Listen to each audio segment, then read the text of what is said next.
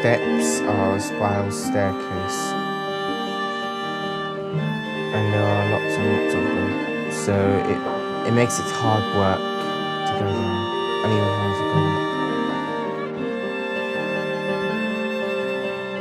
I think the first time I went down into that tunnel, I went from one end to the other and then back. The starting point, it's light, but the sooner you walk through the middle part of the tunnel, it's dark, very dark. The walls are sweaty. It's like living in an unknown world. For me, it's exciting to go down the tunnel. The foot tunnel's like something out of a horror film, but I don't find it scary.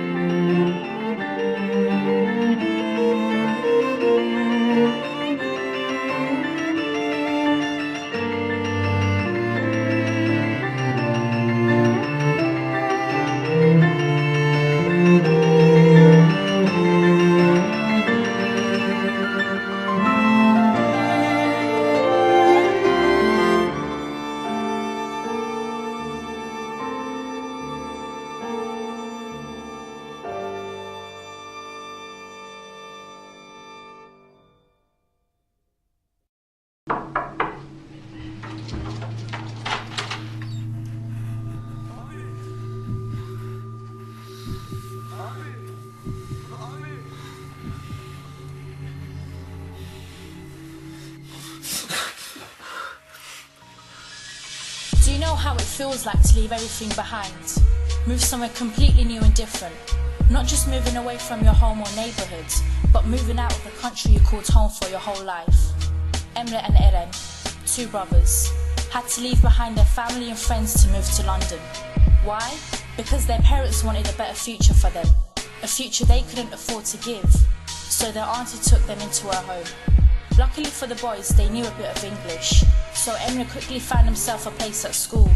But his older brother Eden couldn't find a place at uni, so he planned to work for a bit, then apply later. They've been here for a while now and take regular trips around the city, but you can still see in their eyes that they don't feel like they belong. This is the story of the two brothers trying to fit in and make their parents proud. But London is a city full of good and bad changes and chances.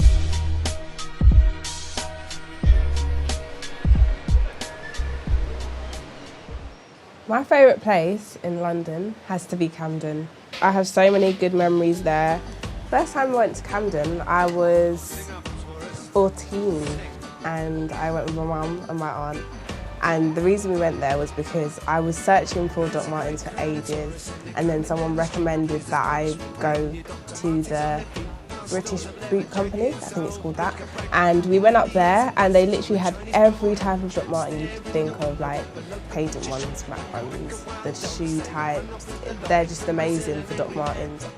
Well, when I first went there, it was really weird because I was in secondary school when I went there, and going to Camden was something really different because we had a lot of like punk people down there and like rainbow colours and just spikes on everything, and it was really different. It almost seemed like boring when I come back to where I live because I just think it was really colourful because there were so many posters and there's people selling things, and it was a lot more chaos in a way, but it was nice because it was kind of refreshing. I really love the markets as well. I just love bargain hunting there. It's so good for like cheap clothes and just like the cheeky tops and cheesy sayings and stuff. I like it for that as well. I think the way that the people are that sell you like the clothes as well, they're really nice as well, because sometimes you go into shops and they're a bit like moody or whatever, but it's nice to kind of, you know, have a chit chat and then get whatever you want to get. Usually when I'm really stressed, I just go there and it makes me feel so much better. I remember when I was in school and I had like the worst coursework ever. Me and my best friend, we were really stressed. So I just said to her, why don't we go to Camden quickly? And she was like, yeah. So we went and we got pizza and we went to the canal and we sat there, and it was just so good that we actually didn't end up going back to school. It was just amazing. That was one of like the best days I've had in Camden as well, because I was so stressed at the time, and just to go there and get away was really lovely, yeah. My mum had a dream that night that when I was older and I'd grown up, I'd got an apartment down there and I was living there and I was really happy. And she was just like, yeah, it might be a bit of a sign. Every kind of music and the night has just begun in Camden Town. I'll meet you by the underground. In Camden Town, we walk there as the sun goes down. In Camden Town.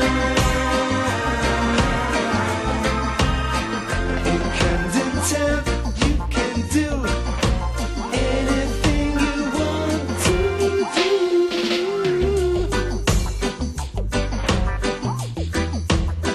In Camden Town.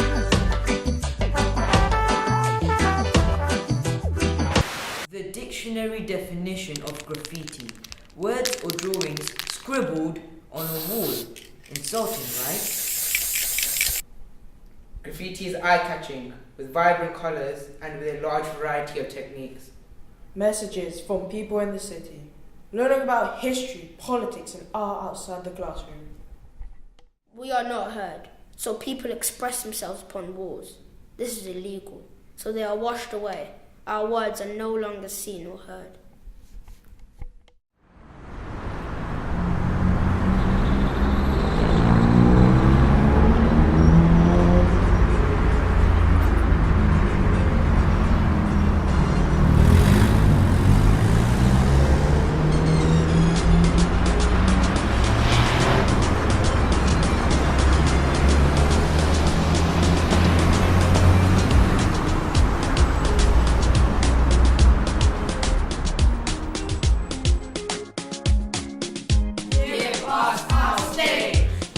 Roundhouse Rising Festival is now in its third year, started in 2011. It's a 2-week festival all about new music, programming the best new music in the UK. Rising Futures, which was a part of the Rising Festival, was all about addressing some of the really important questions around the future of new music opportunities. It was put together by the AYV Music Youth Council and the Roundhouse Youth Advisory Board, and we brought together people from the world of politics, from education, from broadcast, from new media, and the music industry in general to talk about some of those questions, debate some of those things, and really just see what young people thought about it and what they wanted from music in society as a whole. AYV Music is the music council for young Londoners, hosted by Sound Connections, and it's a programme that brings together young people from across London who are passionate about music. Hi, my name's Kenny McKendy, or as my artist name, Vulcan MC. I'm 17 years of age. I'm an East Londoner. I'm a vocalist, so singer and rapper. I also write a lot, so poetry, lyrics, and sometimes I like to write stories. AYV Music to me is a group of individuals who basically come together on a regular basis to socialise, create, whether that's creating ideas or creating events, basically engaging in each other's work and supporting each other. I feel like a chain, linked up post, because I can't read and write. Yeah, but you can express yourself, so that's alright. I have a voice that makes people laugh. Doctor, doctor, I feel like a pack of cards, I'll deal with you later. I have a voice of Sonic. Tic-tac, Pete, chicken. I have a voice that wants to be heard.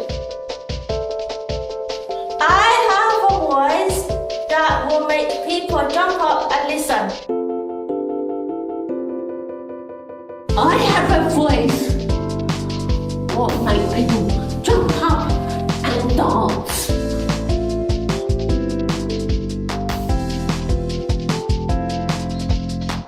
I have a voice that will argue. I have a voice that makes people win or lose. There you go.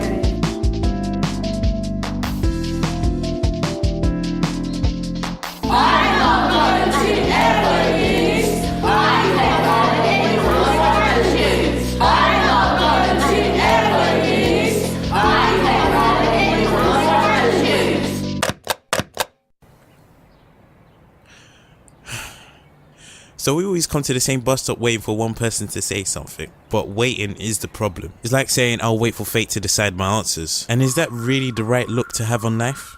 Let's just say there's billions and billions of people in this world, yet we talk to so few because of the way society has brought us up to be. It's like the person that you sit beside might be the most interesting person that you ever know, but you'll never know that because you never spoke to them. They might open your world in ways no one ever has, introducing you to completely new things, but you will never know that because you never spoke to them. So that's why my new ideal on life is, oh shit, that's my boss.